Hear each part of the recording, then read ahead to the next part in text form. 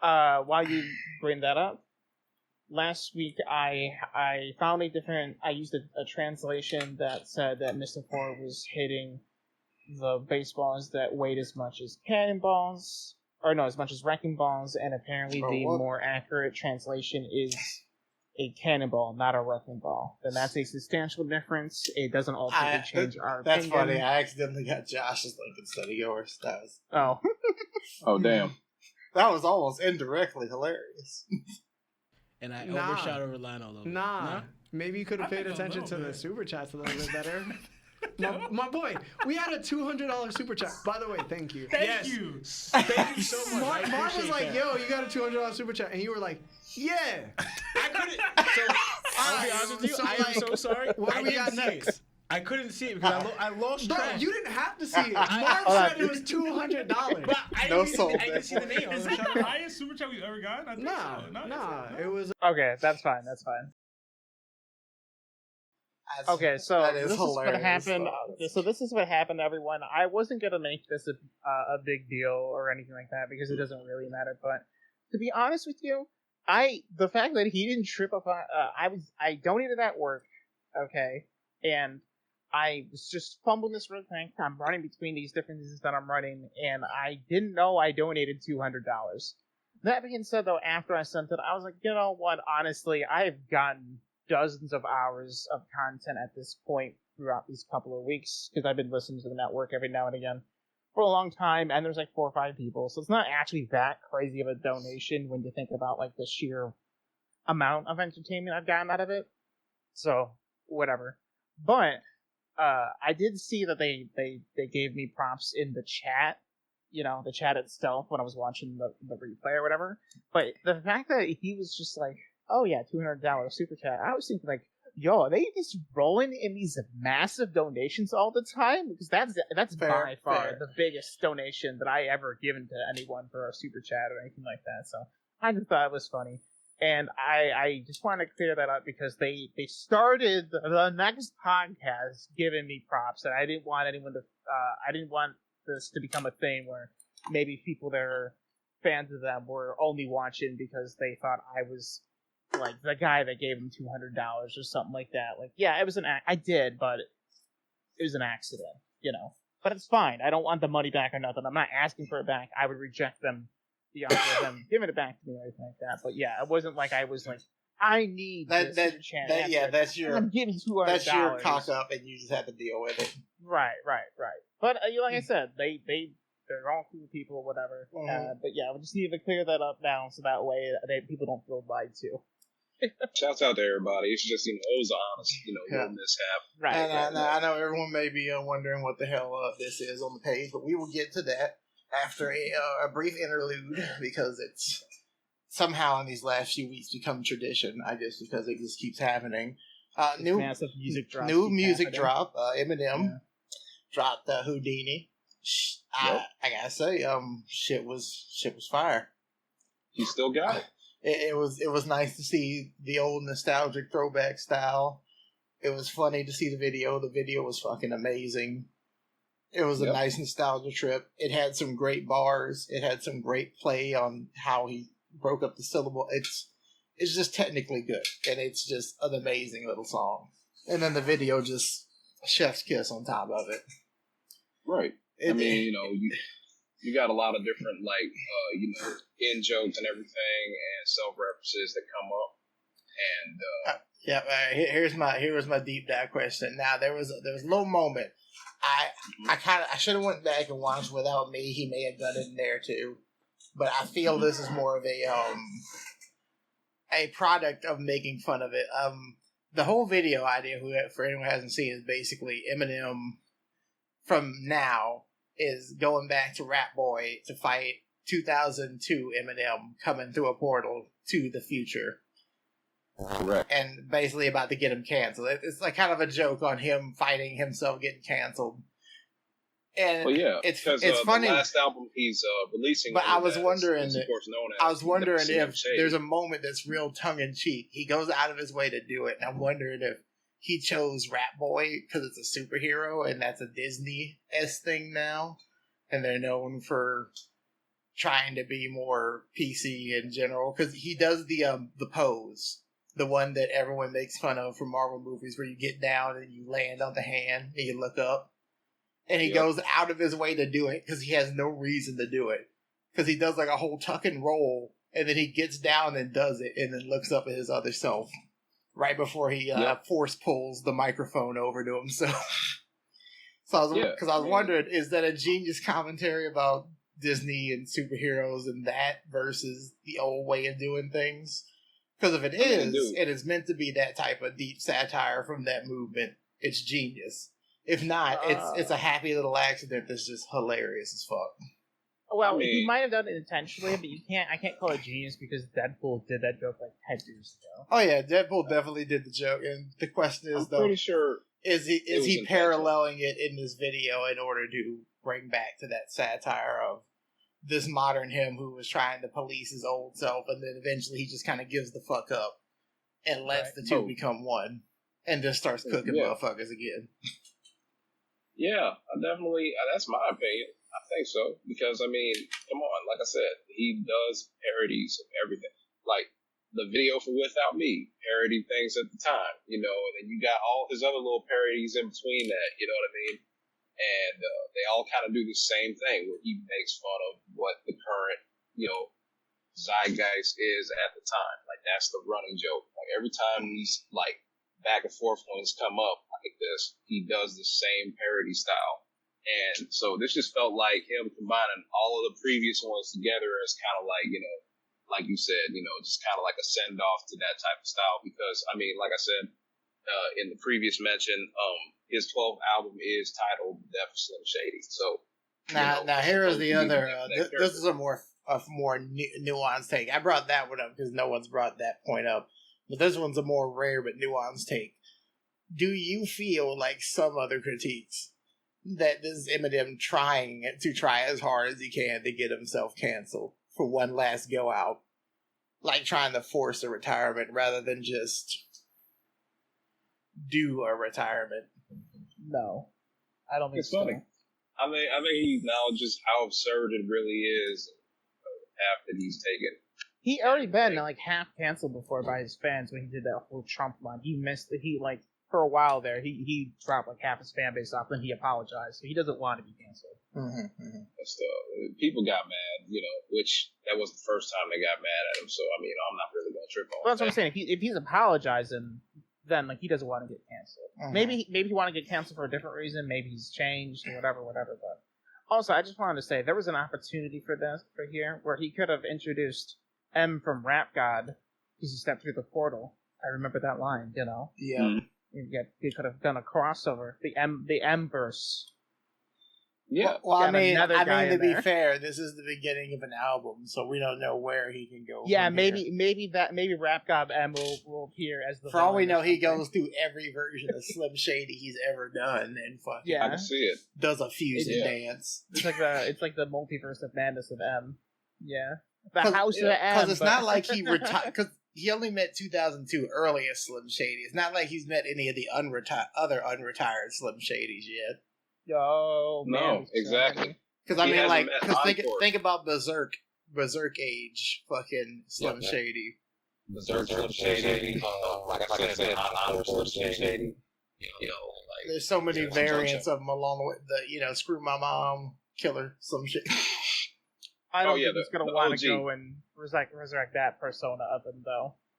What, the Marshall Mathers? No, era? the one that was threatening to kill his mom and everything. Yeah, it's probably gonna stay buried. Yeah, the OG. That's what I'm saying. Yeah. But I think they're gonna bring out some interesting some shades of shady, if you will. Mm-hmm. Yeah. Mm-hmm. Definitely. Yeah, music's been interested in the hip hop world the past couple of weeks. I'm not sure if they all lined it on, but I'm not sure if it's like this every year. Dude, I'm gonna be real. At this point, I'm starting to think they just played Kendrick's anger against Drake to like spike the industry back up. Because he wasn't the only one. They weren't the only ones trading disses this whole year to try to spike the industry. This one just hit so damn hard. And I think it hit so damn hard because one of the people was genuinely fucking angry at the other. I mean, remember at one point, wrestling was taken very seriously, like, and not as an entertainment program, like as a real competition. So rap could be like this, and you know what? You would never know because they never actually have to fight on screen like they do on wrestling, you know. Except for the Tupac and Biggie shit. Well, obviously that wasn't work. That got really real. I'm about to say there's a few. Well, that's the thing is beef has always gotten real, so that's the only thing that keeps it. Yeah, that's the thing though. That's what makes it. There's some rap beef I can list off right now. Even some, like I said, there are in wrestling. There's been real fights in wrestling. You know, even when it was quote unquote entertainment, there have been like real fights. I know, but it's hard to tell. But people get confused when it's like, things escalate and then tragedy happens. You know, and there's been a fair share of those. I think that I think they just saw that Kendrick was mad, let him cook, and then just told him to back down. Yeah, it might have been they might have thought he was a little angry, but they didn't realize how angry. Well, I'm guessing what happened was people had their projects. They realized that Kendrick was just sucking all the air out of the room, and they let it breathe for a little bit, and then was just like, nah, I'll just drop it now. Screw it. It's been long enough.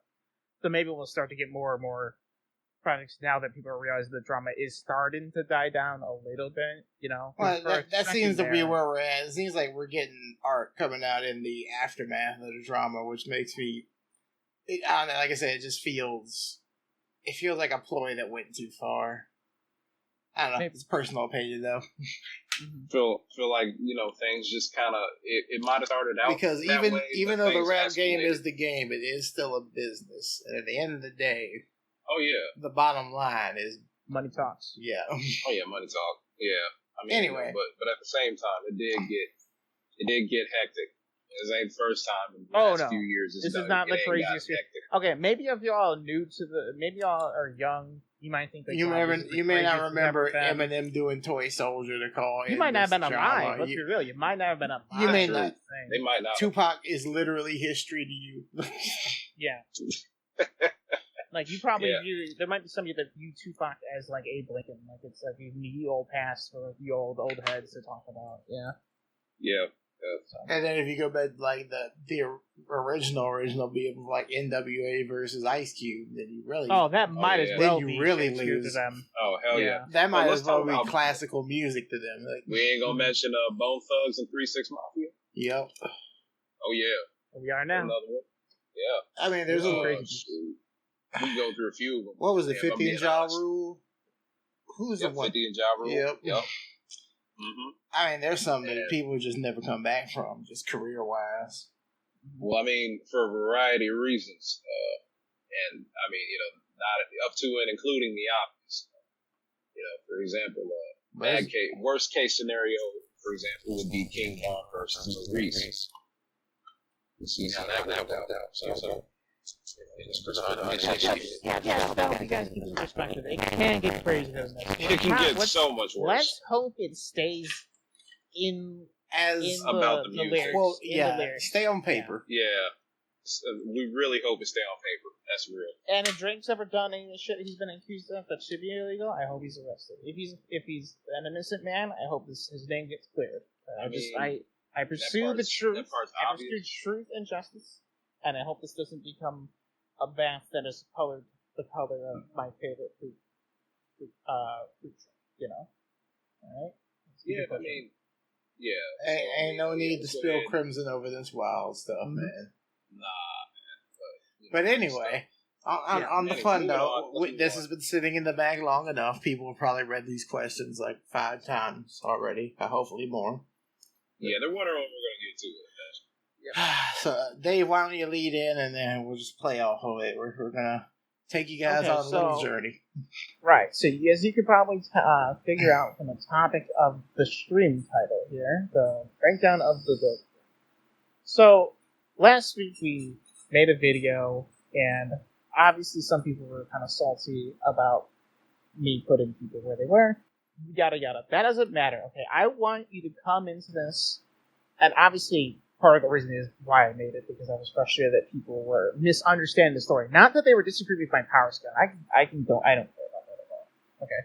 But they just, in my opinion, they misunderstand a core aspect of how the power system works, and I just think that makes their reading wrong. to put it blatantly. Okay, so what we're going to do here is we're going to ask you these 3 questions as kind of a way to ask yourself, how do I answer these questions? And are they consistent with these different lenses that you can do to break down art? So, why didn't Mihawk hurt Buggy? Now, obviously, I'm referring to Marine Ford.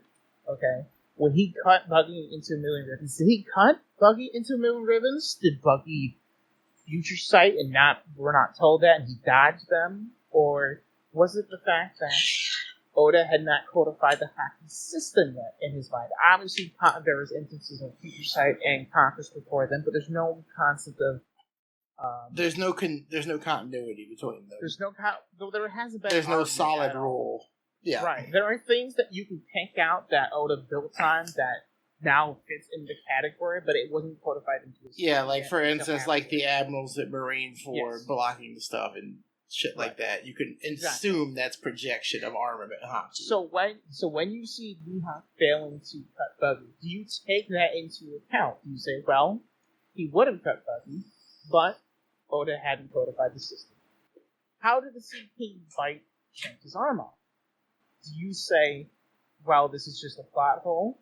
Do you just say, oh, well, Shanks was just a million times weaker back then? Do you make a character moment and say, oh, no, Shanks let the Sea King fight his arm off? Did you argue that real life dictated that needed to happen, so therefore you have to accept that? Or do you just say the story needs to happen, so certain things just are given and they have to happen because the story needs to happen? Now, we're not going to give our opinion on any of these kinds of ways of looking at things. We have our opinions, and we can answer your questions if you have them in the comments, but that's not the point of this shit.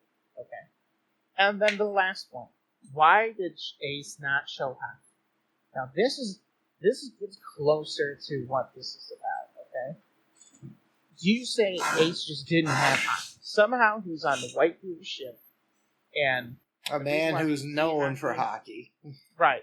And we get confirmation later that he had conquerors, but he just doesn't use them in his fights, and that's just what it is. He just, for whatever reason, he's able to use it, but he just doesn't use it in his fights. Or they'll say, oh, well, that was 3 times yet. And because he doesn't really 3 times, he just didn't have the opportunity to show the Haki that he had, because it just wasn't codified into the system yet.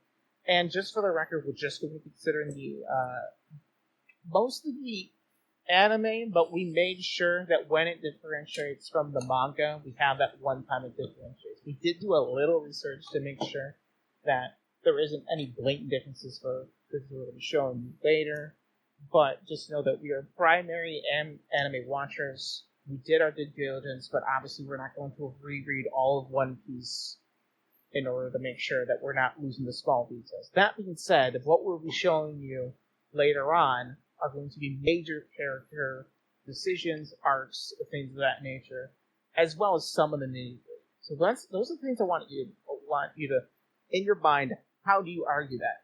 Do you argue from Oda didn't know where the story was going at the time, he didn't have the system codified, or do you try to fit this within what we know now? Do you try to say, well, it doesn't matter what Oda said, you try to kind of work with what we got? So those are the questions for you to spark your kind of imagination. And for some people, you might already know why I'm asking these questions when I mentioned the 2 different kinds of lessons. But yeah, there you go. There's your introduction for your questions. Bam! Death of the Author and authorial intent. A little prelude before we get into our evidence for our argument. That this came up because Dave was in a Discord and people didn't know these concepts, so we said, "Hey, fuck it, let's explain these concepts before we get into this argument because they're important to these type of arguments." Mm-hmm. All right, and we'll start with the one that I tend to like because I'm more of a theorizer, so I'll take this one. So it's author's intent, also known as authorial intent. It's the lens in which it has a lens in which to look at a story or art in general, often used in theory crafting and seeking additional meaning in a work. As usual, when critiquing the work in a way Death of the Author will not be. Can allow a broader understanding of the point of work, and writer is basically God in this scenario. So yeah, that's the basic way to explain authorial intent. In the world of authorial intent, or the author's intent, whatever the author meant, or whatever the author says, is the word of God. You cannot go against it, even with evidence in the own works against it, because you believe that the author's word is law. That is the lens of authorial intent. The work itself does not matter. What the author means by the work matters. So it's like you're trying to look through the story for more meaning beyond it. This is also used in a lot of cases of putting like allegory and meaning into certain stories. Or life lesson stories. Yeah. That kind of thing. Dave, you want to show some of these use cases? Sure. So for theories, I'll just read them out for you, and then I'll give you an example. So for predicting things yet to come and understanding past methods of characters and stories, it's useful data. So, for example, if you know that someone like Oda, is a fan of a certain actor, like he tends to put those actors as characters, not literally, but like modeling the character off of an actor. And then so when you know that, I've seen people theorize based off of that actor's like resume, more or less, what movies they're part of, to predict what that character will do. Well, if it inspired him enough to put that character to look like him in the story, I mean, obviously it makes sense to at least look at the work that they've been a part of outside the story to predict things forward. That makes sense. And then for past characters and stories and things like that. So, past methods. So, for example, if a character like Usopp has always been made a fool out of when he tries to lie to people, but he's always convincing somehow, even though we know that. You can probably figure it in the adventure he's probably going to try that. Yeah. Okay, this is just consistent. And, mathematics, things of that nature. Meaning, so I have language, culture, bears, slang, idioms, and tropes. So, for example, the example I came up with when I was brainstorming with Mike is, say you're reading a mystery novel. Okay, you're reading a mystery novel, and then while someone is talking to someone over the phone, they say, "My dogs are barking," and then they're killed. Right? Now, I'm not sure how pervasive this idiom is, but at least in the Midwest, we have this idiom, "My dogs are barking." "My dogs are barking" means my feet smell. So if they're a construction worker or anything that requires them to move around a lot, they might be like, "Oh man, my feet smell," right? Or it could literally mean that that person owns dogs and they are now barking. So like, maybe when you're reading this, that's a question that you would have because you now know about the idiom, if you're a Midwestern, right?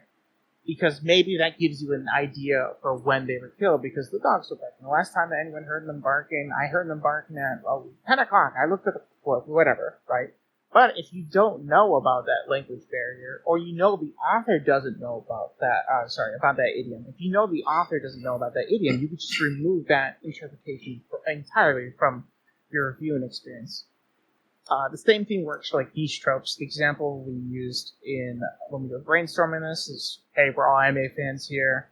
I hate this trope, but it is what it is. It's when the characters get a nosebleed after seeing someone they view as attractive. We all know what that means. So the thing is, it's kind of hard at this point to be like, oh, well, I don't know what that means, even though it's the first time it's happened in this show, right?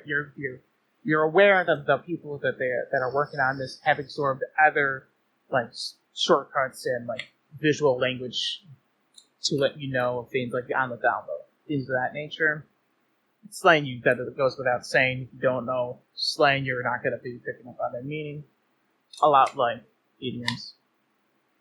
And critique. So, when you're critiquing a work, the person comes to me and says, "Hey, I really need your help. I am trying to draw a dog." And they come up to you, and you see, oh, they drew a basic outline of a dog, right? And they're like, "Well, can you help me? Can you help me draw a dog?" Now, you can help them with posing, now knowing that they're trying to draw a dog, because before they kind of look kind of weird, kind of wacky or whatever, and you now can help them more get to what they want to get to, right? They have the basic outline of a dog, but now you know they want a carrier. Okay, draw it like this. Oh, you want it to be excited? Or maybe you want the tongue sticking out. Maybe you want the tag waggling. You put an indication of motion there. All those kind of things. If someone comes to you, that's what you say, right? You help them get to where they want to be. And then the admiration of the craft. So if you've ever looked at, my favorite example is Lord of the Rings. I'm not a Lord of the Rings fan. But just on a craft level, I have to respect that. The amount of tricks they have of like, oh, we shot them really far away, so they look further away on the lens, and then we had someone paint the background in. And if you were ever curious about movie making, looking at the behind the scenes for Lord of the Rings is insane. It's crazy the things that they do. So that's just a good example. And then obviously you have the movie props here. So if you've ever been like, I would really like to own the lightsaber that they shot that last fight between Darth Vader and Luke Skywalker in Return of the Jedi. There's nothing of the work itself that you're drawn from. You're more drawn from like, wow, Mark Hamill. Right. You're admiring like after the struggles, all that stuff that we have put on there. So there you go. There's your basic rundown for why you would use authors. Hell yeah. Also, nerdiest fucking photo ever. I think it's got 3 versions of fucking Obi-Wan's lightsaber, fucking Mace Windu, looks like the Emperor, and then some Star Trek shit below it. It's fucking wild. Wow. But then we just have a clip. Yeah. This is kind of an example of a positive use of authorial intent. Using the viewer's expectation of the author or the work in general to usually give a nice twist or play on your expectations to give a satisfying story. A good example of it's kind of like Planet of the Apes. It actively plays on to make you realize that none of it, you get hints, but it's never blatantly stated, and it's like playing on the audience expectations of authors at the time. That's why this type of twist worked back then, but wouldn't work as hard now. For anyone who's never actually seen the original twist.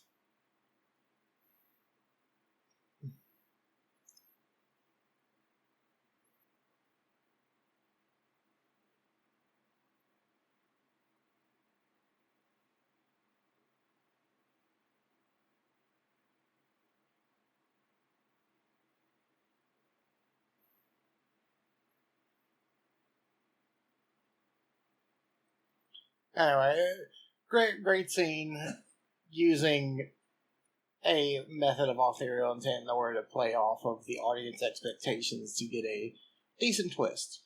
The place he's been... give them like a 20-foot audio.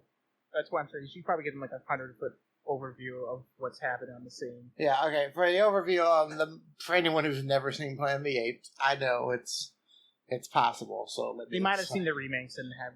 They may have seen the remakes. So the original Planet of the Apes, 1968. Basically, these astronauts go out to space, hit an anomaly, end up crashing on a planet.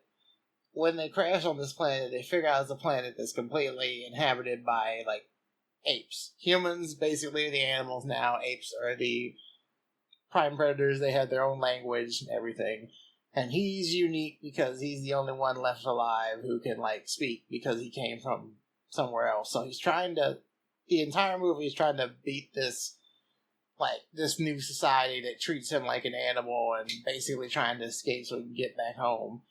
And in the end, he finally does get away. And on the way going to the shore to eventually try to go off into the world, he finds the Statue of Liberty and realizes... this place I am, with all these apes that are intelligent and all these humans that are de-evolved, is the very place I'm trying to get back to, just in a future where we destroyed everything. And that's the twist and setup of Planet of the Apes, for whoever hasn't seen it. At the time, that type of story basically played on audience expectations in order to set up this twist that has existed in film for decades and been satired and homaged and so many times it's ridiculous. But yeah. Very cool. Next one. Alright, so since I primarily cover, not cover, I shouldn't say that. Since I primarily try to consume media with this one in mind, as Michael and I, we both flip between them when we need to, but you know. Okay, so the death of the author. This is the view that the work stands on its own, becoming its own entity, and never bringing in the creator's creative vision into accounts. As any new concept added to the material is always part of the media, text to time. Thor, Love and Thunder. Thor, Love and Thunder, they have this plot device where I think it's eternity or something is going to be granted like one wish or something like that. Is that what the idea was? I think it was a wish. Yeah, and one wish that basically could break reality because it was right. So the problem is that Thor apparently has always heard and known about this. He's always known about the scriptures. He's always known about things like this, right? Now that creates a problem in the past because now in an Infinity War, rather than just wishing, or even in Endgame, wishing everyone back. Yeah, they could have just wished everyone back. They didn't have to do the time heist. They didn't have to do any of that. So this tends to stress test. We'll get into the slides or whatever, but that's the point of that's the strength of Death of the Author. The use cases, personal value. Your personal vision of the work cannot be changed by the author, input outside of the media. This is pretty self-explanatory. Death of the author doesn't exist and the author's views don't matter. Whatever you take out of the work is what the work means. Therefore, whatever the author does outside of the work in order to change this does not matter, because it's not the word of the work. No prep work, no matter whom wrote the text, the system works and will hold true to itself. It's pretty straightforward explanation. Yeah. Critique helps in critique. Engaging. Wow. Engaging with. Yeah, we did that. Accept it. Engaging with the text as it stands. Hey, author's intent. We didn't misspell there. Oh yeah, and the author's intent. That's not misspelling. That's how. Yeah. It's engaging. I had to. Yeah, it's engaging people. Yeah. So, engaging with the text as it stands allows the stress testing of the quality of all aspects of a creative work. This one's really important for critiquing, because this allows you to stress test characters and see if they're actually characters, if they're facsimiles, if they're just shallow characters, where they stand. Also helps you test the world shit otherwise in itself, because if you don't have to worry about the author's intent behind something, you can just put the world itself to the test rather than actually having to go through and comb through everything the author said in order to make it all make sense. And then,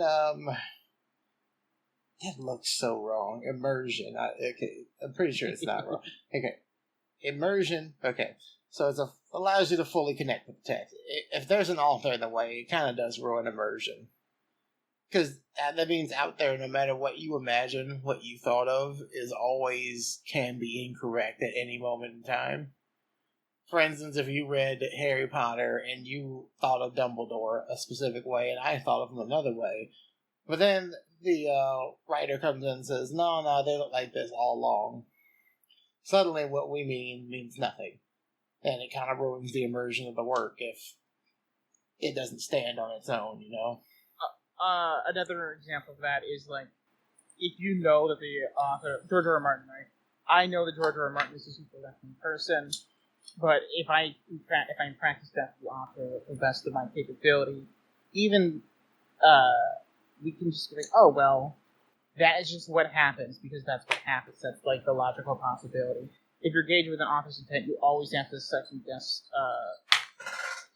like, oh, what is he trying to say when this character does this thing? The character just did the thing, and then you can pull out from that what you will. You know, you can stay in the world and in the characters' minds easier that way, because you're not trying to consume it through the lens of a lesson that the author's trying to teach you or anything like that. So, yeah, at a certain point, there's definitely the aspect that you're going to take a different message from whatever it is that they're aiming at. Yeah, a lot of the time. And for a great example of you taking your own away from it with Death of the Author, we have a scene on the left. This is the Tears and Rain scene from Blade Runner. because of Death of the Author, you can take something different from that scene from so many different people. Even the imagery itself, you can take something from. And then you got over here a little chorus from Dance Monkey. Pretty fun ass song. If you took the authorial intent, you may not like the song as much as you originally liked it. Because some people don't see the words of the song as the way the author does. And it can change the aspects of the song for you, maybe even ruin it for you. Mm-hmm. Or you're definitely not listed in the same context as before if you just assume something. Yeah, like I did this accidentally. For the uninitiated. I did this accidentally to someone one time when I was talking about Pumped Up Kicks, and they didn't. Yep. It was like their favorite song, and they never knew it was about school shootings. Yeah. It's like it's like how the hell do you not know? Like it's in the fucking lyrics. It's your favorite song. You listen to it a lot. How the hell have you not noticed? You've seen along to it. Yeah. No, it's like 99 Love Balloons. You know that famous '80s song. Everyone always talked about. Oh, it's such an upbeat song. It's about nuclear war, though. Yeah. You know what I mean? Yeah. It's about World War III breaking out. That's the whole gist of the song in both languages. You know, but a lot of people overlook it for the happy beat and everything. But it took the actual people that sung the song coming out and saying, "Yeah, no, it's out World War III getting kicked off accidentally." You know, and how we should avoid that. You know, so it's really fun how interpretation can be different from what you originally thought it might be. Sure. But yeah, then Dave can explain this clip we got here. Sure. So, if you haven't seen Truman Show, it's a great little Jim Carrey movie. It's before he. I shouldn't say that. What? This is a great movie. Well, it is a great movie. I'm kidding. But the point is, I was going to say this before he just became Cuban Man, but I don't remember the release schedule. But this is one of his movies where he's not just the goofy, wacky cartoon kind of a person. The movie's about this man that lives his whole life, and he doesn't realize that his whole life is produced. There's a director, there's actors, the whole thing. He believes he's living this real experience, this real life. He has a real girlfriend or wife, whatever it was, and a brother, and all these things, but are all actors, they're all fake, and then he decides that he's going to once he realizes that he's in a movie, that there is someone directing his life, he literally thrashes out against it, and he challenges him, and he sails to him, and he talks to him, and he basically tells him, hey, this is my life. So I just thought it was a good example of something that definitely not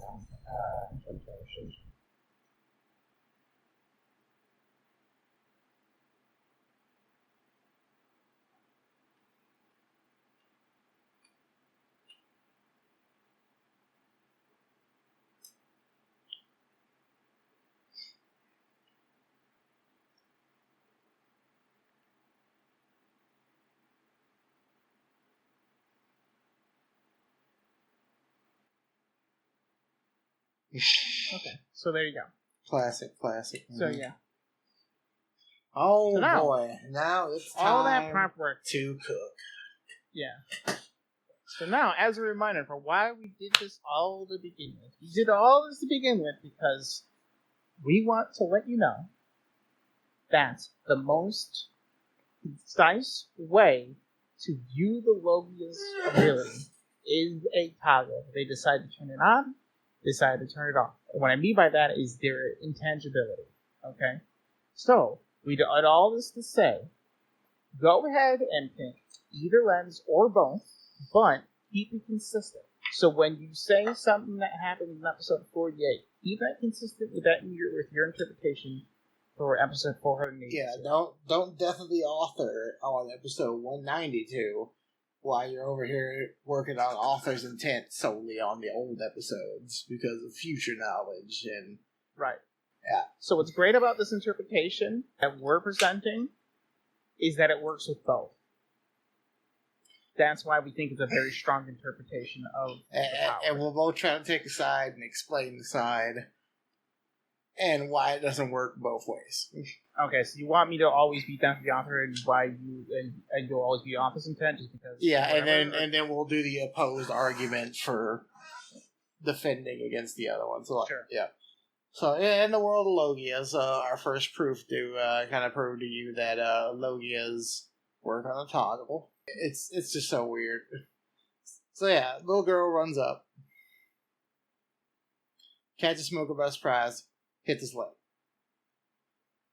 Now, anyone out there might wonder. So, Dave, I'll let you give your Death of the Author explanation for the Logia power here. Death of the Author, this is a toggle.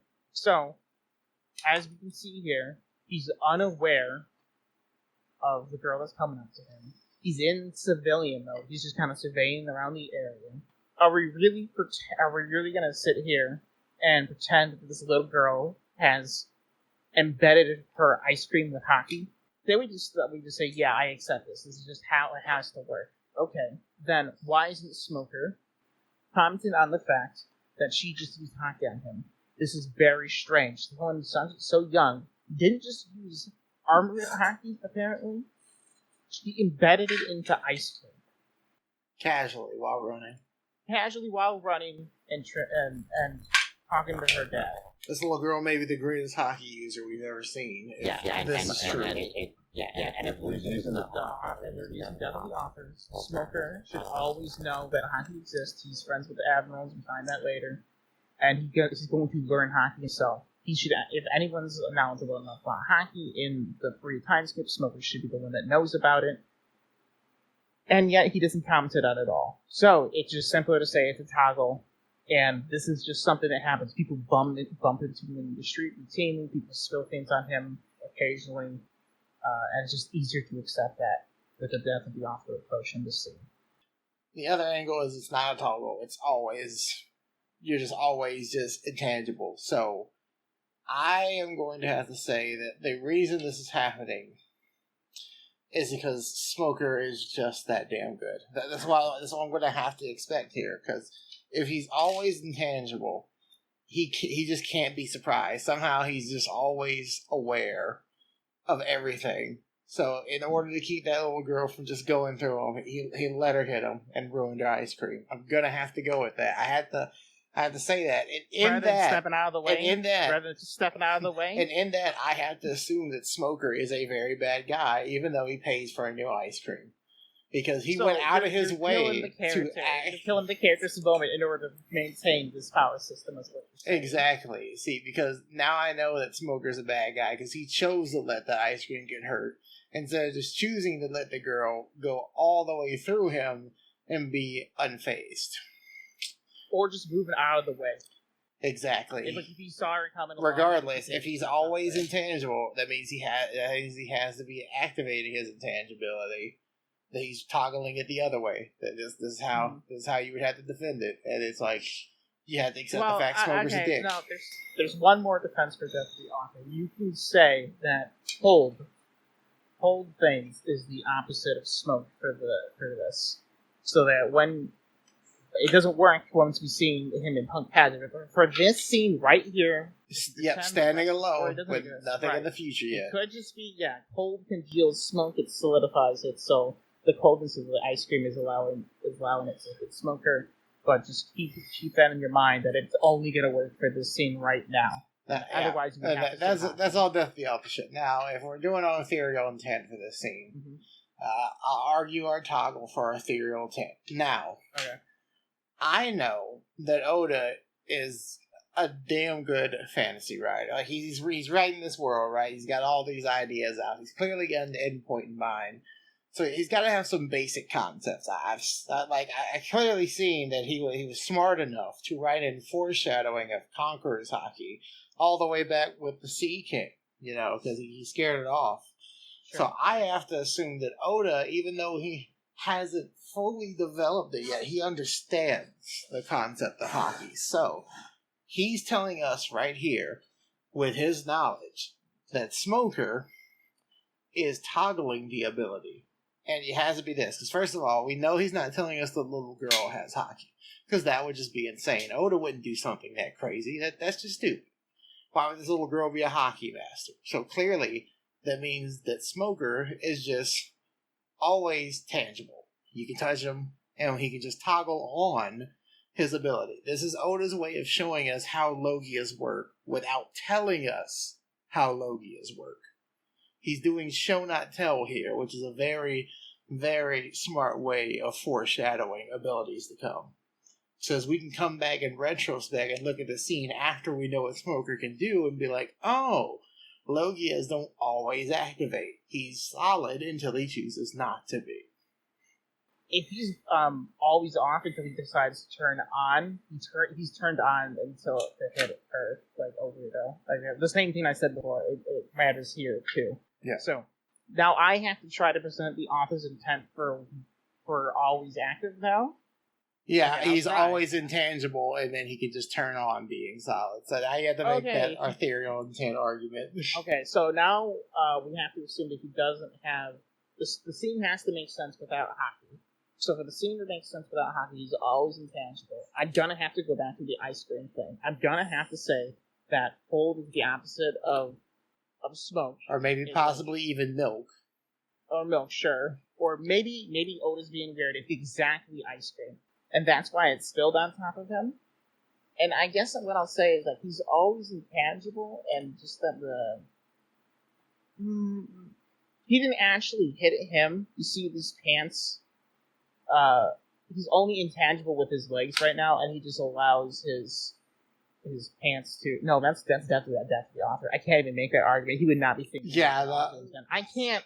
I'm sorry. If you guys have an argument for author's intent for why he's always intangible, but somehow ice cream from a little girl before he understood what hockey.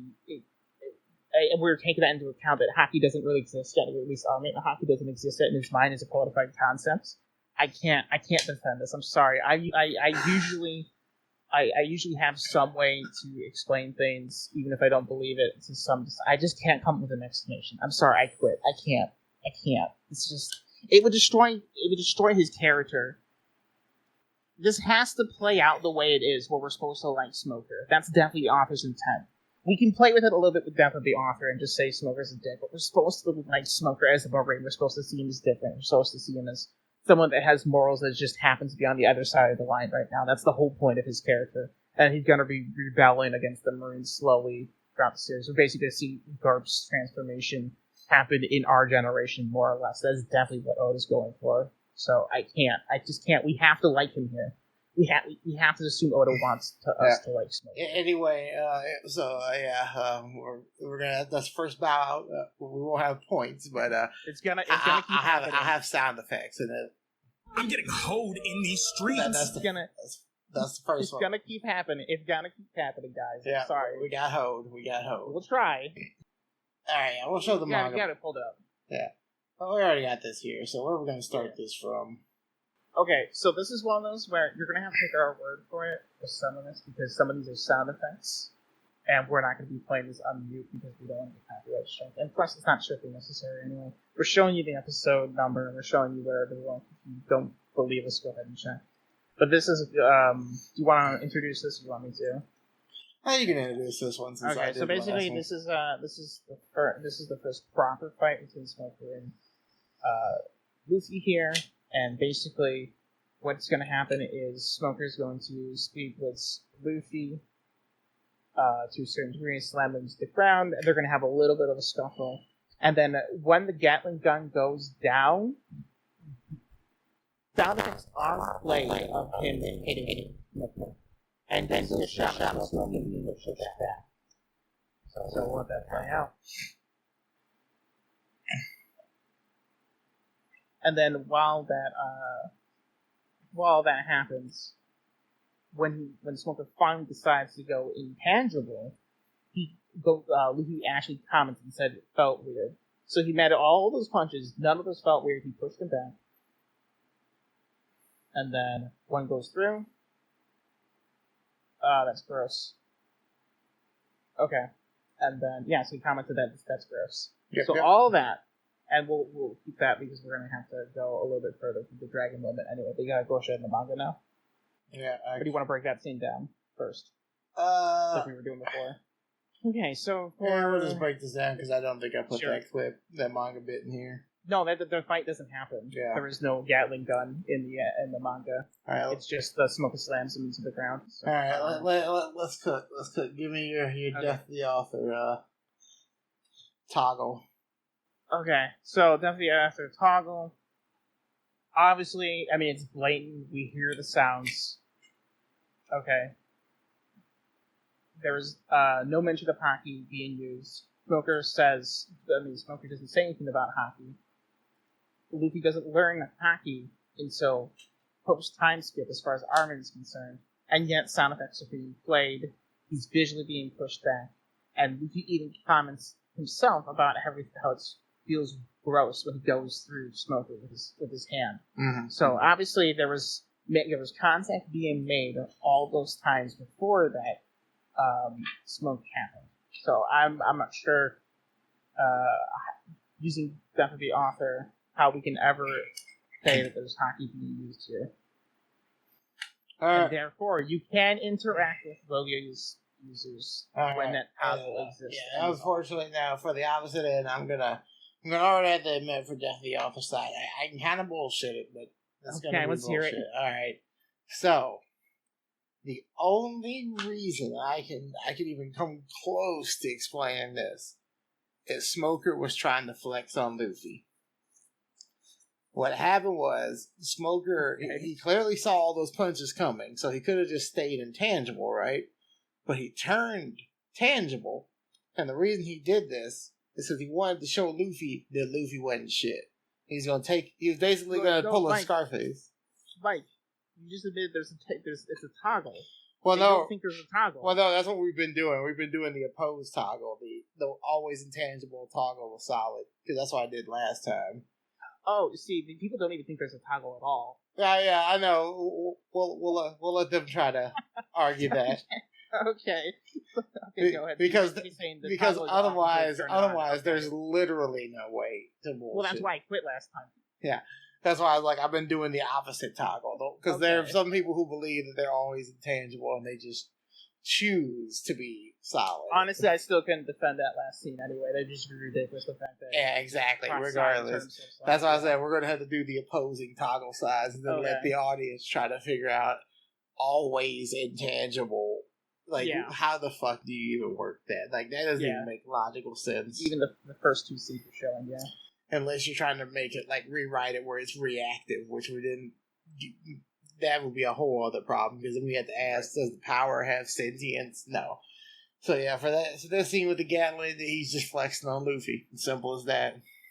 But then he realized Luffy had a little more spunk in him, than he thought, a little more strength. So he turned it back off. He's like, all right, I'm going to let it go through. I should turn this off. I should turn my intangibility back. Yeah. Back on now. Yeah, he's like, I heard a little bit. Let me turn it back on. Alrighty, now, the author's intent moment here. I mean, this was pretty basic for toggle author intent here. So for toggling where they're toggling into their power rather than out of their power. It's pretty simple, pretty basic here. Oda wants us to once again be shown that Logia users can be hit, but he also wants us to show that Logia users can choose to be intangible. Simple. He's just brilliant. He's clearly. Well, it wouldn't be Oda in this case because this is an anime.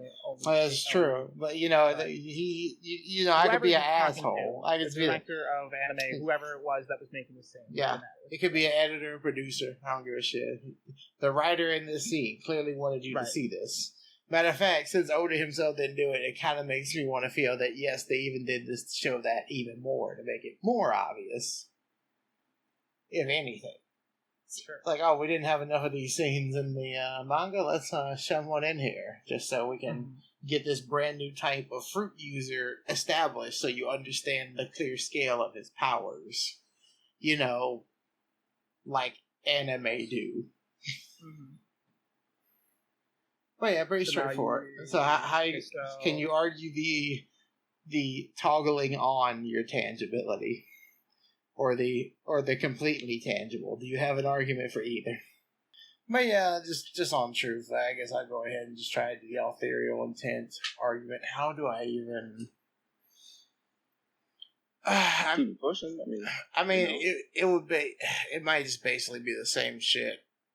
If I were gonna do it, if I was the author and I was doing the scene and it was a toggle on, the only reason you do that is because he's trying to save stamina by taking hits. I don't know. Yeah, because the Logia would still have to drain his stamina. So even if he's always on, it's got to be draining his stamina. So I guess he'd have to be solid to try to take the hit so he could save some power. Yeah, Dave did drop. So whenever he comes with it, that's probably the best one. It makes Smoker really stupid, and it makes Logia users really stupid if that's how they work. But a few minutes later. All right, I'm back. Where did I leave off? Okay, I made the argument for author's intent for both. So we're going on to 94 now. That's fine. I mean, I thought you were just stunned with my magnificent analysis of the scene and going to pop the fuck off. And then I was like, yo, what? Why is the commentary back? You know? We were just sitting there like, bro. Yeah. Like, bro? And then I'm like, oh, where's my mouse wasn't moving. It's like the whole thing. But yeah, whatever. I'm back. We all said, what happened? I said, oh, that boy gone. So like I said, this is just to prove that they're not in you can interact with them without hockey in some cases. So that doesn't mean we have to say that you have to punch them. Just in other means in general. And there you go. Now, okay. This scene is defensible. Oh Lord. No. With Death the Author, this is defensible. I can't wait to finally give a real argument for oh boy. intangibility always on. Here we go, America. There's a theory that that's been blown around the interwebs that blowing around the internet. Yeah, that the elemental hockey exists. This is obviously in the animating here. It's definitely public green to indicate this is not normal wind. He's obviously imbuing this wind with hockey. And that is why it's affecting Smoker, even though he's intangible. Obviously. There you go. Death of the Author. I defended always intangible. It could survive this one single scene in the anime only. Go ahead, Mike. Attack this. Death of the Author. It's very simple here. We don't even need any fancy hockey moments to solve this. Okay. Smoker was tired. He got caught by someone way stronger than him. And got caught up in a gale like everyone else did. He didn't even try to toggle his shit on simply because he was just over fucking powered. Like, I would love to hear why the sky went green for no reason. Oh no, that's just fucking flair, bro. Because that's what they do. Yeah? That's what they do with wind and fucking anime all the time, bro. So the whole sky goes green, not even the wind itself for the tornado. The whole sky turns green like there's summoning. Have you never seen tornadoes like the sky green, bro? It's happened. It's happened in real life. I don't know. Yeah, sure. I mean, okay, so anyway, you finally have one. Use the anime. You can defend the always intangibility on the Death of the Author. Congratulations. Okay. And you have to use a theory to do that. You don't even have confirmation of elemental hockey in the show yet. I just used the theory. But hey, we don't even have a confirmation what this man's devil fruit is. The wind could be consequential. Yeah. It could be elemental hockey. It could be a devil fruit. It affects Logians, whatever. It could be a weapon. Honestly, it could be Uranus, for all I know. Yeah, we don't know. Right. But you have to accept my speculation. Elemental hockey exists in order for this to just even begin to function. But it's defensible. I'll give you that. That with that. Now, author intent is always tangible. Okay, author intent. I'll take the rough piece of rough text. Alright. So, hockey doesn't exist in Oda's mind at all. So the idea that he'd all armored hockey embedded in weapons and everything, the idea that he's already got the idea of elemental hockey in his brain is just like non-defensible. We haven't been quantified. Like the only example of hockey at this point is like invisible things. So conquerors and future sight and observation. Those are the things you can kind of say were hockey because of Skypiea. It's still pre-time skip, so I can still use it. Skypiea, the hockey over there is invisible. so is Conquerors. Everything that we've seen to this point that Oda has shown us has all been invisible. So the idea that with his officer's intent here, the idea that he's like, okay, what I want you to do here is color it green in order to indicate that we're using this power system that I don't have codified. No, it's just a normal tornado. Yeah, it's just a normal tornado. They just decided to turn it green because, you know how anime people be. They just, like you said before, you know? They're like, yo, we know this is going to be a plot significant episode, and we want to be able to show that this is this flashback in the future, and for it to be easily distinguishable from the other scenes. So we decided to give it a green palette in the sky. So maybe in the future, potential green sky have some callbacks just for visual businesses later. Yeah, yeah, there you go. Just going to stick with, clearly, this is a demonstration here. A simple, very keen demonstration of hockey, okay?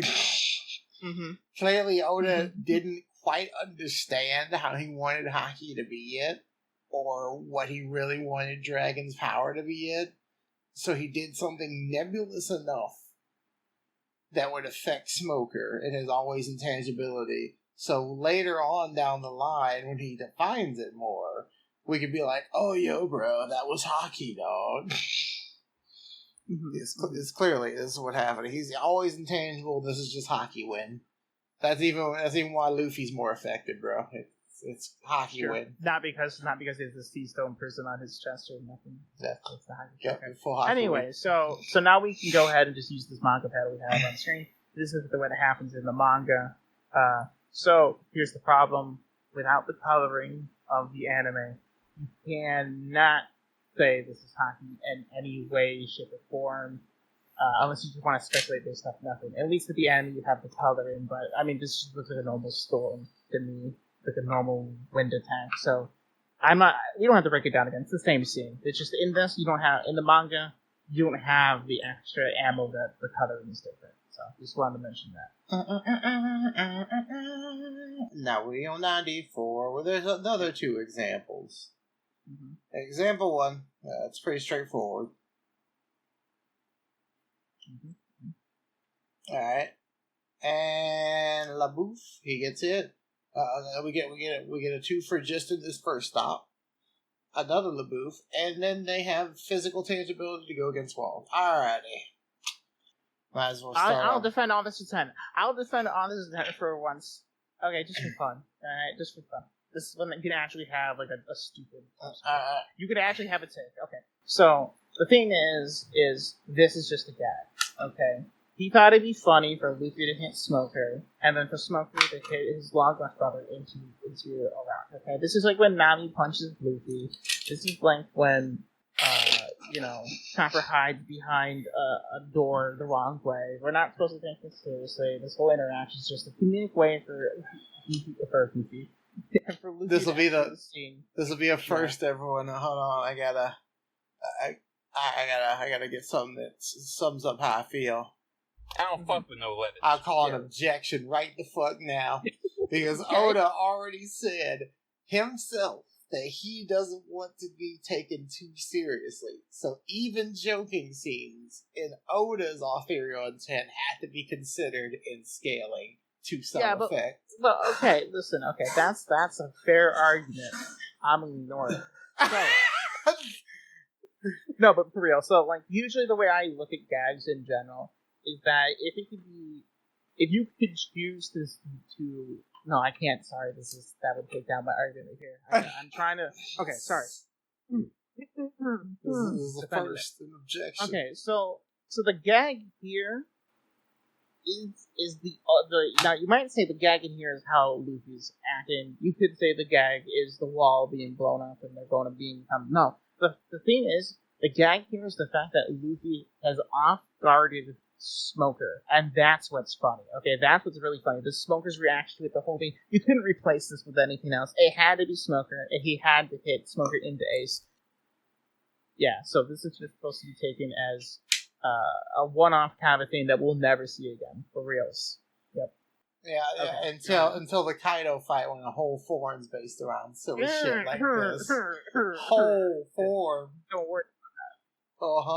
Sure. I'm out. Your snakehead's just edgy too, and you didn't say nothing. Yeah. Okay, if you want to take on the author intent that the title exists, go ahead and lob that easy ball up in the air. Okay, let's strike this down right now.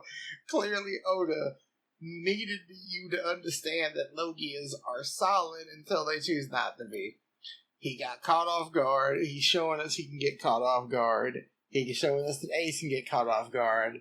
There's no fucking coincidence that this very scene right here had Logias in it. See, Oda wants to take comedy and use it in his storytelling. So he's using this comedic moment to tell you subconsciously that Logias are always solid until they toggle it with their own will. It's not innate. It's something they have to choose. Which he will follow up a little bit later in the scene, but we'll get to that later. Like 10 seconds. Okay, author's intent. Alright, I'm gonna try to defend the intangibility all the time, baby, again. Oh, you're gonna try to do it? You're gonna try to do it with Death of the Author this time? Let's you mad lad? this. Intangibility with Death of the Author. Alright. Okay, alright, here we go. So we know that Crocodile has Seastone Prison. He actually has a jail made of Seastone Prison. And they're right across the street, maybe. We don't know the exact geometry of the city, okay? Let's be close. I'm sure they know Crocodile stuff. I mean, he's in his city. Are you approaching this with future knowledge, Death of the Author, or current knowledge as if you're watching it, Death of the Author? I mean, like, the next couple of episodes in the future. Not that far. Fair. Yeah. So clearly what's happened is that, Crocodile knows that the only way that his whole plan can fail is that if a Devil Fruit user comes up and starts to interfere with it. So what he's done is he lined very weak, but very effective Seastone Prison dust into these tile. Very contradictory. Okay? I see. Yeah. So that way, whenever someone is standing on that Seastone Prison, now they won't even notice that they're weakened, but like it will affect them a little bit. So like, Smoker was like tangible while he's standing on the mat floor, and that's what happened. I'm gonna have to hit you with an objection again. Hold on. Okay. Hold on. I'll have to call you your bullshit one more time, and that's a great price. Now let's go. Alright, we're gonna keep this very simple. Death of the Author. In your own tangent, by the words that we have been given, we have no proof that Seastone Prism can be made into a dust-like particle and still be effective. I'm crying here. Okay. I don't even know why you waste it on this game. First of all, this shit's so rare. Why you waste it? Like, I know we make joke about Seastone Prison bullets. At least those would be effective. This would just be plain damn stupid. I'm not joking about Seastone Prison bullets, okay? But that's just not the top of priority of your list if you're like the Marine. Well, I'm just saying, like, we have said before, like, why don't they do this with Seastone Prison? But this would be a genuinely stupid thing to do with Seastone Prison. Like, what the fuck is that? Wait, Sea Prism Stone or whatever the fuck. I don't even care. It's fun. There's always, Luffy had a burst of Army, how come you just didn't see it? You can always throw it out there, but like, let's be real. Gotta be. Come on. Smoker would have commented on it. There's always that. Luffy could have heard a burst of Haki. Smoker would have commented on it. Smoker knows about it. Alright, and now for the simple Death of the Author fucking slam dunk of why this is a toggle. Clearly, he got caught off guard. He got hit. Ace got caught off guard. He got hit. They went to the wall afterwards. This is just clear-cut proof in writing that Logias are solid until they choose to be. Because if we go back just a wee bit, and we watch the scene very closely, you'll notice something very funny. He's smoking. Like, not like, he's actually in smoke form right here. His arm's ready to go. Which means he's aware of Ace and ready to fight, but he still gets caught off guard by Luffy while he still got smoke form on his arm, gets hit. And because Ace is so shocked, he doesn't react. So he just kind of stares and gawks, and then that's what causes this cascade. This is just clear-cut proof in literature this is what's happening. Even if it's done in a funny way. I've seen other things in One Piece. I've seen clowns get cut apart and float around, turn into balls and all kinds of crazy shit. I saw a talking fish man get his house cut in half by a man with a rubber foot. I saw a guy named Mihawk on a raft. Everything's gone insane. I get it by now. I can see in the literature. Bam. Yeah. Toggle. Let's play for 4 minutes. Or no, like 10 points. Yeah, for our next point in this same episode. Yeah, there we go. Oh, yeah. A little bit. I think you missed it a little bit. Oh, no, you perfect. Wow, no, I did perfect. It was...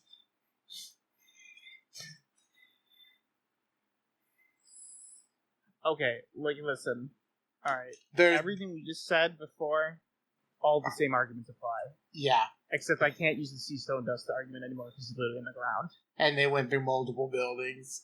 There's just nothing. Like, there's no new arguments to be had here. The intangibility all the time falls apart, but the toggle does not. It's right. If you wanna, you can go through it all again if you want, but like it's the same thing. I mean, it's just as convenient. It's just as yada. So like, you know. Yeah, and that's when we go on to the next one, folks.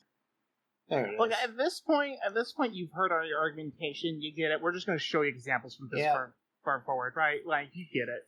He's all the solid. same stuff you could try before. He could fly away. Smoker would have commented if there was hockey. He didn't. Yada yada. You heard it all. Okay, yeah, all the pre-time skills. That like this is just more and more shit. It's like okay, bam, he falls there. Here we go. And bam, like you miss it. Now keep it playing for half a second here, and hold on, pause it. So if you've noticed here, I'm gonna say death of the author. Blatant.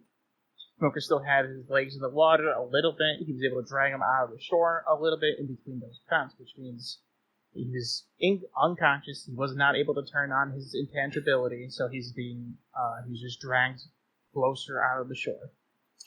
Death of the author. If I'm trying to do the intangible all the time, for some reason, water just makes Logia solid. Yeah, but he gets off immediately afterwards. Like you play it. Yeah. Show him play it. He's up. Yeah, at least with the Zoro pulling him out. But yeah, clearly he's in, man. You know, he's so good. So there's exactly that amount of delay when he becomes intangible for Zoro to like grab him out, and then for him to gain his strength. Yeah, just perfect. That a good 2-second window there where they're tangible when they're okay, gotcha. Anyway, author's intent. Clearly, this is an important beat in the story for the characters. It'd be crazy for this to be slipping Oda's mind that he would just decide to change his power system for this and not work it in beforehand. Because this also sets Smoker on his journey for trying to reform his own like moral code of conduct. You know what I mean? So as for our theorems and for always intangibility, there's really not nothing. If you can come up with one, go ahead. But for now, there's your quit. Yeah, fair enough. Yeah, we're gonna be doing that a lot. This is me. I wanted to just bring up. You just do this one. I'm just gonna cook simple here. Okay. We've seen throughout the entire fight with Crocodile and Luffy the amount of control Crocodile has on his powers. We know here he's coated in blood, and that's why he's making him hard enough to where he can hit him. But my problem comes with the next part. So we see him hit. Luffy hits him. This is fine right now in my mind. So far, I could argue it isn't, because my argument is if he was, in his normal condition, he could just phase around these. If he could, sense them. But he's done it before. I'm just saying. But now when he's against the wall, he could easily still soften his back and soften these blows by turning his back in the sand, because Luffy isn't hitting him on the back to coat him in blood to harden his sand. So he still got sand in the back. If he was always intangible, you just wouldn't have that. Yeah, if he was always intangible right now, he would be in a pile of sand while he's getting punched in the front. Yeah, his back half would be, and he would be like pressed into like a puddle, basically. More and or he less. just wouldn't have the solid mass to do what Luffy does and punch him through the fucking ceiling, through the bedrock, out into the desert. Luffy misses a lot of punches there. I didn't realize. Yeah, he do. But it's like, look at this. Like, all this damage he's laying in through Crocodile, all that force he's imparting. There's no way Crocodile's using his powers. There's no way the blood's encoding him enough to keep him from using all of his powers. Yeah, from the coverage. So that means it's a toggle, and at some point Luffy beat him so silly that he just could not toggle his powers anymore. He was just tangible again. Yeah, he was just a regular-ass human, and he was just getting his ass beat. Mm-hmm. Simple as that. There's really no other way around that. No, I mean, okay, I will say that I will throw it out there. It could be that he got, we didn't see it between the seasons. Maybe he got his foot, maybe he got his just right back or something. He got opened up behind, and he got a pool of blood on his back, and that's what's stopping him from being pressed into the wall. But I mean, like, that's mega. I mean, that's cool. That's with you, but I'll throw it out there. Because then my question would be like, we know water affects him, so why doesn't his own sweat affect him if his own blood could affect him? Yeah, that's a good question. Yeah, all his own I don't fluids. have an answer. I don't have an answer. Yeah, maybe Luffy spit on him on the back with blood. Sexy. Yeah. Anyway.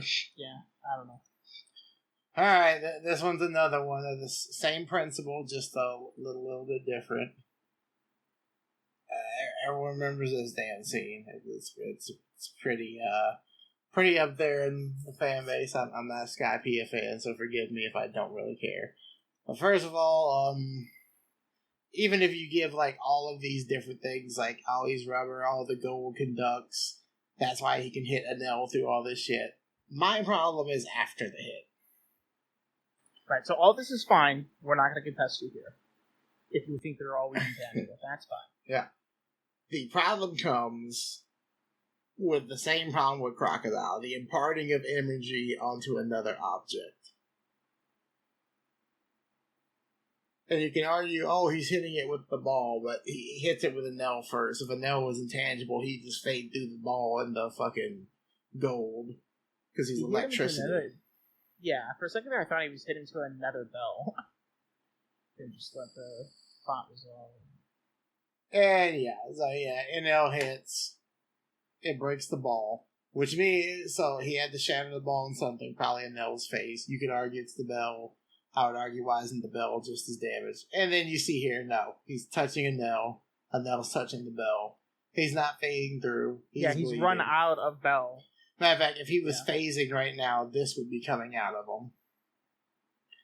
Yeah. So once again, you got the same problem of clearly this is showing that Logias, when they're not in control, or tangible. He can hit the bell. He can hit him into the bell. That would be fine. He could hit him with the ball of the bell. That would be fine. But the fact that he's now hidden just based on now, if he was just always intangible, there's nothing to stop him. Unless you just say he's probably wearing gold right now. Like he's a god. He views himself as a god. I don't know. It'd be kind of weird if it just turned off all of his powers just by wearing it. You know what I mean? It would be beyond weird. It would be stupid because then you'd ask, why is he always wearing it? Right. If this is a Logia, these attacks should go right through you. Now, keep that in mind for the next thing we're about to show you. Yeah. It was a point blank of we're showing that one to lead into the next one. So if there's no okay. I just want to say we're not saying this fight has anything wrong with it with the always tactical thing because obviously the darkest is still the Logias. So, but this is more of an authorial like intent versus deathly author type thing, right? Specific for this, right? For another scene, yeah. I heard fucking smoke coming off. Where the hell is that specific moment? My strength is yours. Which, by the way, means that even when they are intangible, with that line alone, it's just a matter of force. It's not a matter of whatever you have to have hockey, because hockey doesn't exist right now, because Oda has not codified that in the system, so for his line to make sense, it'd be weird for him to say that. If Ace believed what he believed, then this moment is a lot stupider.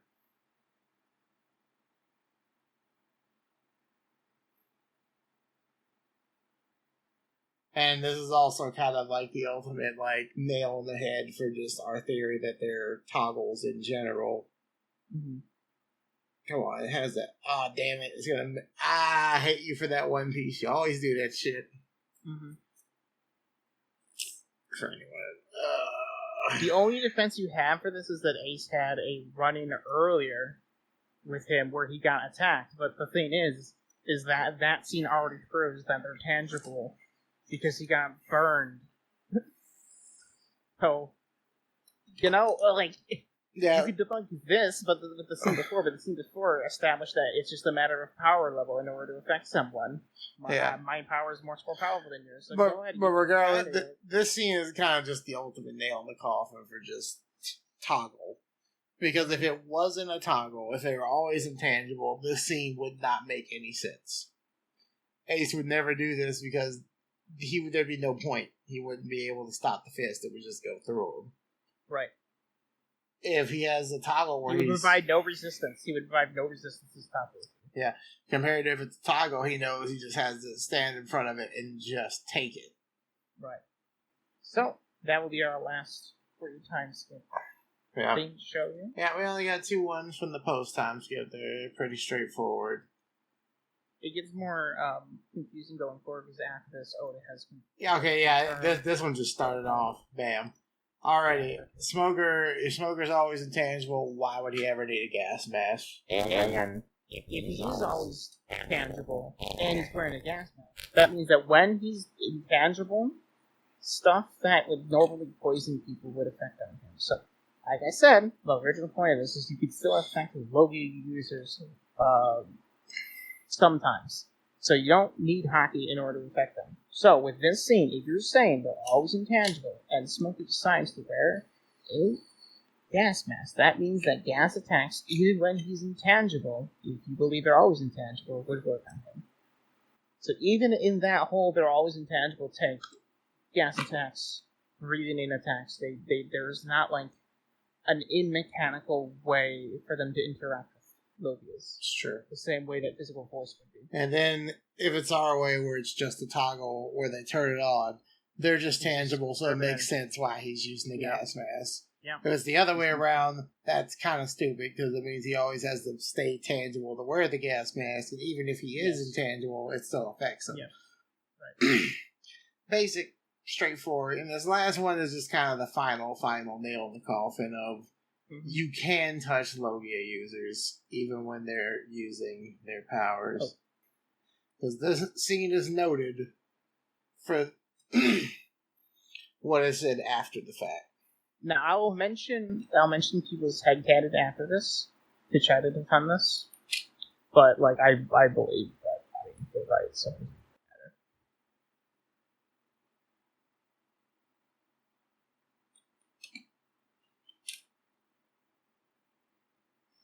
Going to cut me. Just cut in half.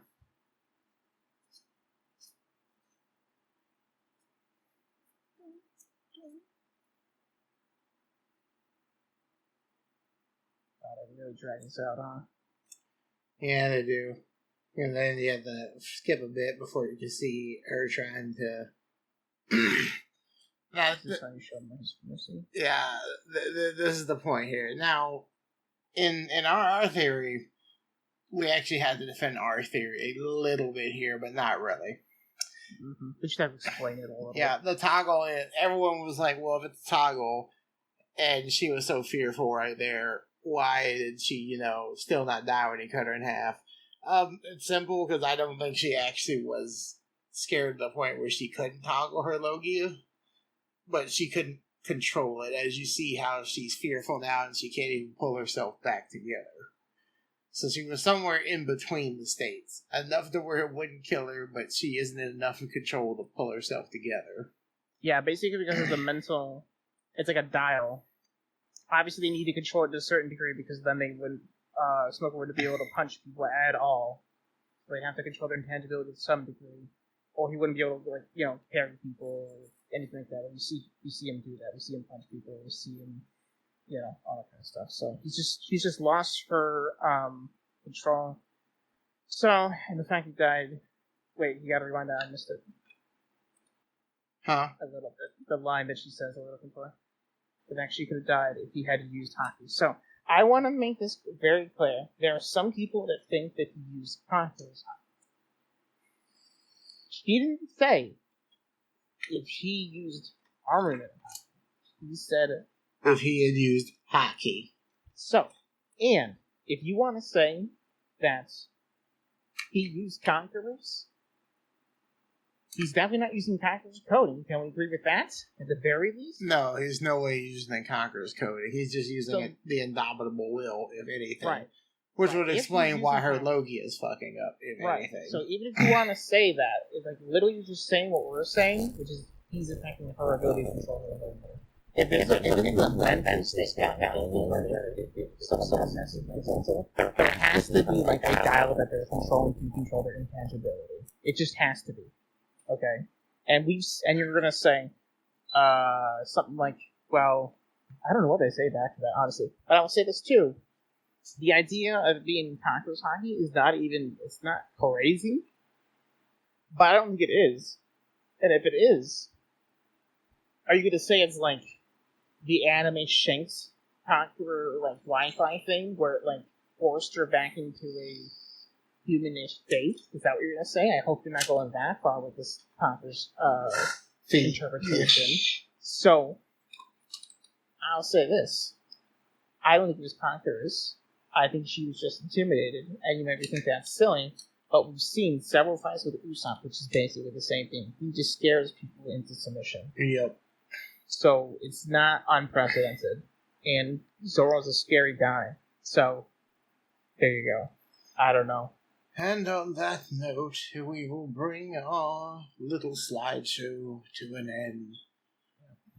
But yeah, hour and 42. But yeah, just to keep it simple, everyone. No matter how you look at it, definitely author's intent. Logias have to be a toggle, which is why we say young Usopp would even have a chance against early Logias, because he could just speed blitz them. If it's a toggle, and he's going against East Blue Smoker, current Usopp would just speed blitz him, and because of that, he can hit him even if he's a Logia user. So it's like that. Or he can. I don't even want to. Let's just say you don't agree with that. Usopp can fake his death like he's done before, convince him to go back into civilian mode, and hit him back. He can off guard him. Yada yada yada. And as we've seen, he needs a gas mask. He needs a gas mask, and he can just put him to sleep with something. Yeah, he's got the speaking power. But also, I want to say this. There's also probably interpretation going around that, like, yeah, you can touch the skin, but if you were ever to do damage, then that's when they become their element. Maybe that's the interpretation. I want to counterpoint that when Luffy punched Crocodile in Alabasta, his fist went right through Crocodile. So if that's the criteria, if that's what it is, then as soon as Luffy put on water, he could have one-punched Crocodile and killed him. But he didn't. Okay. So it's most likely a speaking. I'll admit this here is more interpretive. Okay. But we have the Smoker examples when he's in his civilian mode and he's getting hit by ice cream. We have that. We have the narrative example for Ace when if he thinks attacks can go straight through him, even if he thinks it's a power thing that we saw before, if he thought he was going to provide no resistance whatsoever, like, what's the point of the domination factor if it hinders him, the fire guy, from doing what he wants to do? What's the point of that? Like, so I'm too hot, so I can't attack what's behind you if I don't want to? Is that what you think is happening? Like, I don't know, that's kind of weird. So, in order for Ace's sacrifice to mean anything, he most likely turned off his intangibility and just took that to the back. That's probably what happened. Yeah. And also an example we gave while we were making this is, if it is always intangible, it just wouldn't work from a logic standpoint. Because think about if you were a kid like Luffy and you got Ace's fruit, and it was just always active. Like, you were just intangible. And you couldn't become tangible until you mastered it enough to pull yourself together. You just fucking starve before you even mastered the fruit. I also wanted to bring up the idea that if it's like you said, if it's a toggle, you learn to toggle yourself into tangibility, or if they're always intangible, then that means that the smoker is supposed to be the big bad threat in Logtown. He's supposed to be the strongest threat in Logtown. I'll admit the dragon is stronger than him, obviously, as far as people go. But that would mean that any time a smoker got hurt, if anyone showed up with hockey, if anyone showed up with an elemental like thing, and smoker got hurt, that would mean that everyone that tends to his wounds has hockey. So that would mean that, like, off panel, like, there are hockey healers. Yeah, there's hockey healers in Roguetown that could have beat up Luffy. What are we doing? They're so good at hockey, they can infuse it in bandages and shit so they can heal them. Like, no, it just wouldn't work. Right, and Smoker is so cocky in that area that he thought he was the smartest in the area. Like, and then also, if you have to choose to toggle it on, if you're out cold and you can't choose to toggle it on, they need hockey to assist. They still need hockey to assist you. Yeah. So the only way this works, logically, is a toggle to turn on your intangibility, not a toggle to turn on your tangibility. Yeah, your intangibility versus tangibility. I just say this too. We've only seen 2 cases of people that were just got like a low skill version of the devil fruit usage for Logia. One of them was Sabo. He was learning that. You don't really need to look at that though. The other one was when Smoke got his heart changed, and what happened? She walked around just fine. She moved around just fine. When it came time to attack, she accidentally sent her fist at Luffy with the sword holding into it. That's what happened. So, we've had 2 examples of people who just got the devil fruit transformation. That's a Logia. Through one mean and another mean. One mean's more mystical, the other one's just straight up how it happens. And in both cases, they were tangible, and then they could use the fire at certain instances. And in the instance of the old girl, when she was in Smoker's body, the instance was she just didn't have any control, so it ended up like moves that, were instinctual ended up coming out like smoke. Yeah, like weird. Like she went for her sword and her fist just kept flying forward. Yeah. Like you saw in Logtown, it's Smoker or something like that. So, yeah, I think we've covered all of our general idea with this. If you still want to fight with us in the comments, by all means.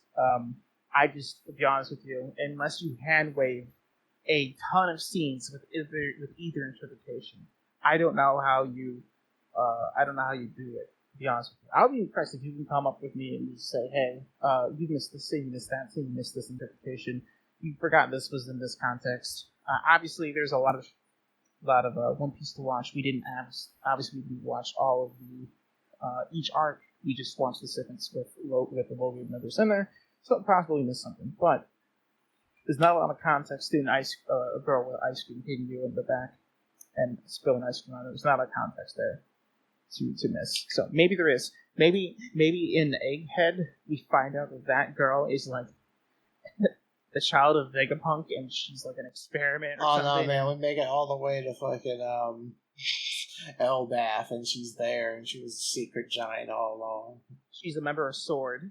She's sent in from the future or something, There's always that possibility that Oda has done that before, which is like retroactively fix things by adding deeper context, but right now she's just a little girl.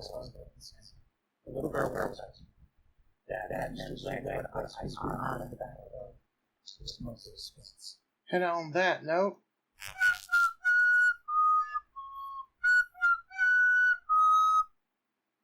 bye. We outie.